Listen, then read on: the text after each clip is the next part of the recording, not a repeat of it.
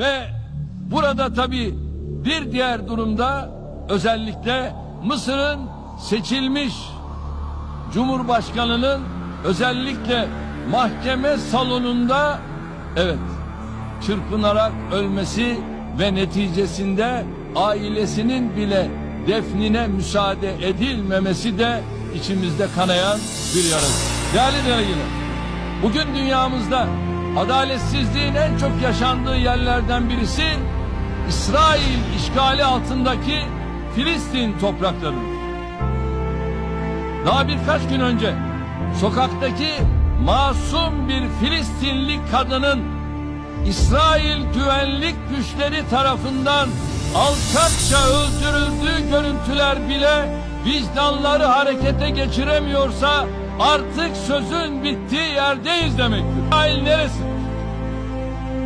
Acaba bu İsrail'in toprakları nereleri kapsıyor? 1947'de İsrail neresiydi? Filistin küçülüyor, İsrail büyüyor. Buyurun, İsrail büyüyor, Filistin küçülüyor.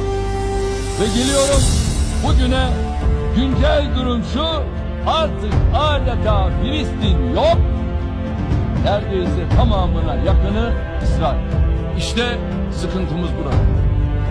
Mevcut İsrail yönetimi bu cinayetlerinin yanında Gazze'deki insanlık dışı abluka, yasa dışı yerleşim faaliyetleri, Kudüs'ün tarihi ve hukuki statüsüne yönelik saldırıları gibi eylemleriyle uluslararası hukukun ötesinde insanlığın tüm değerlerini ayaklar altına alıyor. Uluslararası toplumun hala yeterince ilgi göstermediği sorunlardan biri de 72 yıldır çözülemeyen Keşmir ihtilafıdır. Güney Asya'nın istikrarı ve refahı Keşmir meselesinden ayrı düşünülemez.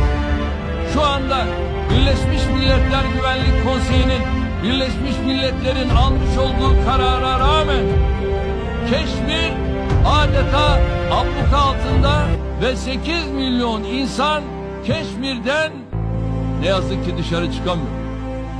Keşmirlilerin Pakistanlı ve Hintli komşularıyla birlikte güvenli bir geleceğe bakabilmeleri için buradaki sorunun çatışma değil, adalet ve hakkaniyet temelinde diyalogla çözümü şarttır. Dünyanın bigane kaldığı konulardan biri de Müslüman Rohingyaların karşı karşıya oldukları insanlık trajedisidir. Afganistan'da yaklaşık 40 yıldır kesintisiz süren işgaller, çatışmalar ve terör faaliyetleri küresel düzeyde sorunlara yol açmıştır. Artık bu kadim coğrafyanın huzura ve güvenliğe kavuşmasının vakti gelmiştir.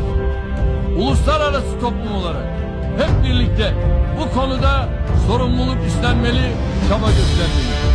Değerli delegeler, günümüzde küresel barış ve huzura en büyük tehditlerden biri de ırkçı, yabancı düşmanı, ayrımcı ve İslam karşıtı eğilimlerdeki yükseliştir. Müslümanlar nefret söylemine, kutsal değerlerine hakarete,